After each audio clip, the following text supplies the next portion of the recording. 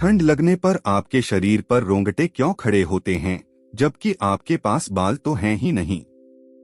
हाथ पर जरा ठंडी हवा लगने दीजिए, फौरन वो छोटे छोटे उभार दिखने लगते हैं। ये कोई गलती नहीं है, ये आपके शरीर में छिपा एक बहुत पुराना राज है। आज हम आपके शरीर के अंदर छिपे ऐसे ही 7 प्राचीन सुरागों को ढूंढने वाले हैं। ये हिस्से लाखों साल पुराने पूर्वजों की निशानी हैं, जो आज भी आपके शरीर में मौजूद हैं, बस उनका असली काम अब खत्म हो चुका है। सबसे पहले वापस चलते हैं इन्हीं रोंगटों की तरफ। रोंगटे खड़े होने के पीछे एक छोटी सी मांसपेशी काम करती है, जिसे एरेक्टर पाइली कहा जाता है। ये मांसपेशी हर बाल की जड़ से जुड़ी होती है और ठंड या डर लगने पर ये सिकुड़कर बाल को सीधा खड़ा कर देती है। हमारे पूर्वजों का पूरा शरीर घने बालों से ढका था। जब बाल सीधे खड़े होते थे तो बालों के बीच हवा की एक परत फंस जाती थी और ये परत कंबल की तरह शरीर की गर्मी बचाए रखती थी। यही रिएक्शन डर लगने पर भी होता था।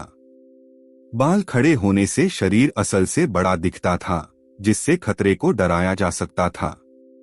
बिल्ली को गुस्से में देखिए, उसकी पूरी पीठ के बाल इसी वजह से खड़े हो जाते हैं।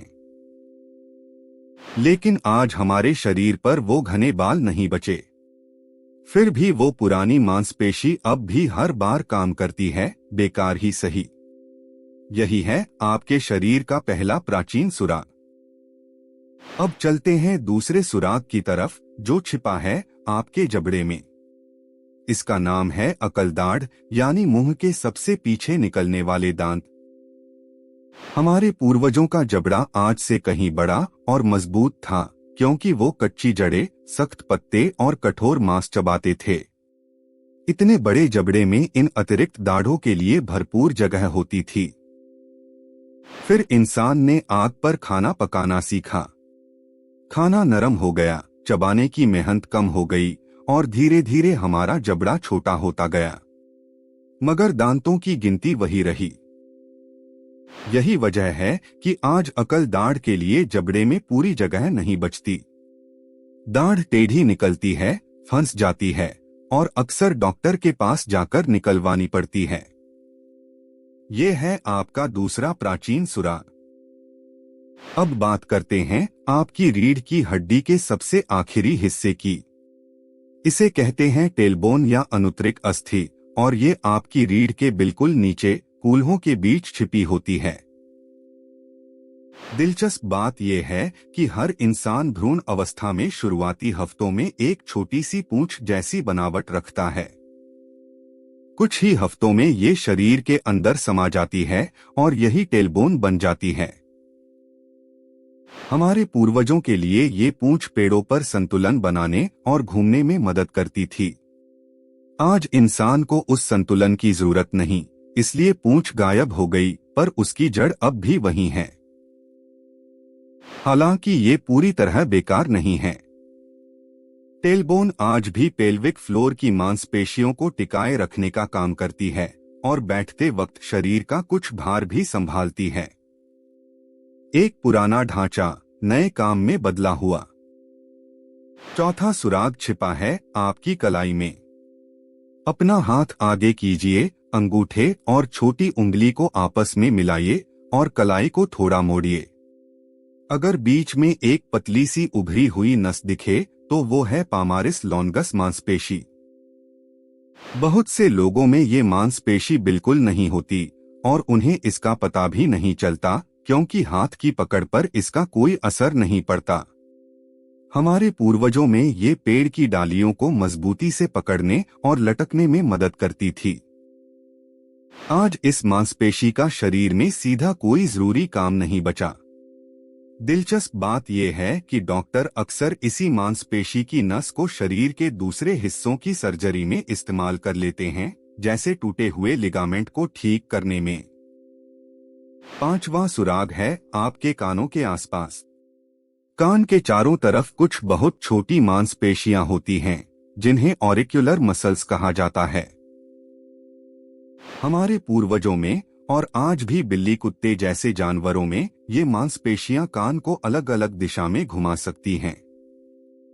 इससे बिना सिर घुमाए ही आवाज की दिशा का पता चल जाता था, जो शिकारी से बचने में बेहद काम आता था। इंसानों में ये क्षमता ज्यादातर खत्म हो चुकी है। बहुत कम लोग ही जानबूझकर अपने कान हिला पाते हैं।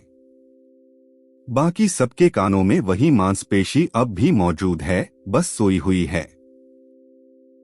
छठा सुराग है वो अंग जिसे दशकों तक डॉक्टर पूरी तरह बेकार मानते थे, अपेंडिक्स।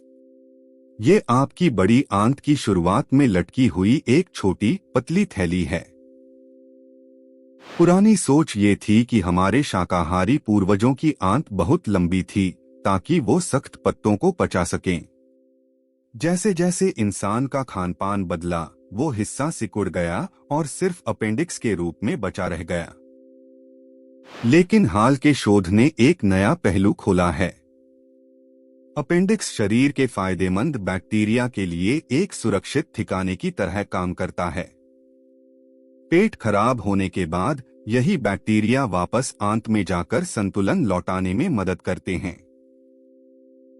यानी अपेंडिक्स पूरी तरह बेकार नहीं रहा, इंसानी शरीर ने इसे एक नए काम में ढाल लिया।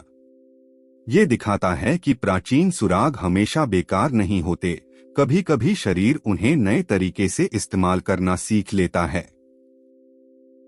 सातवां और आखिरी सुराग छिपा है आपकी आंख के कोने में। आईने में अपनी आंख के अंदर वाले कोने को गौर से देखिए, वहां एक छोटी सी गुलाबी झिल्ली नजर आएगी।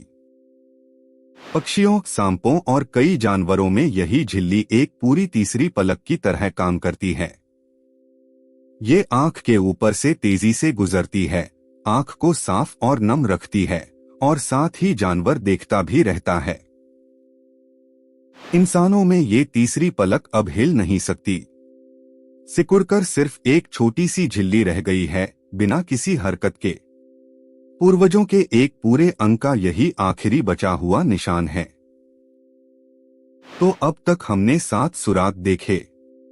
बालों के बिना खड़े होने वाली मांसपेशी, अकलदाढ़, टेलबोन, कलाई की छिपी मांसपेशी, कान की सोई हुई मांसपेशियां, अपेंडिक्स और आंख की तीसरी पलक का निशान।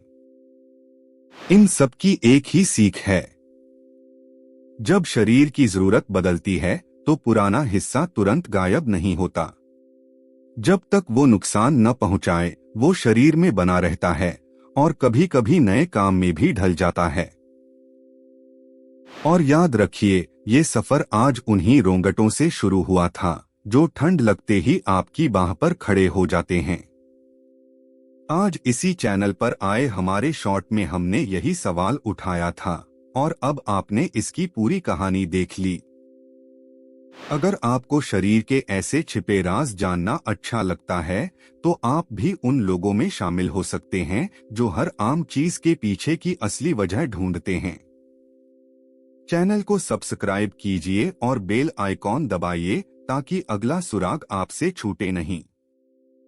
अगली बार हम बात करेंगे आपके दिमाग में छिपे उन पुराने डर और आदतों की जो हजारों साल पहले आपके पूर्वजों की जान बचाती थीं और आज भी चुपचाप आपके फैसलों को प्रभावित करती हैं। अगली बार जब ठंड में आपकी बाह पर रोंगटे खड़े हों या अकल दाढ़ में हल्का दर्द उठे तो याद रखिएगा, ये सिर्फ तकलीफ नहीं, ये आपके अंदर छिपा लाखों साल पुराना इतिहास है। आज पूरा वीडियो देखने के लिए बहुत बहुत धन्यवाद। अगली बार फिर मिलते हैं शरीर के किसी और छिपे राज के साथ।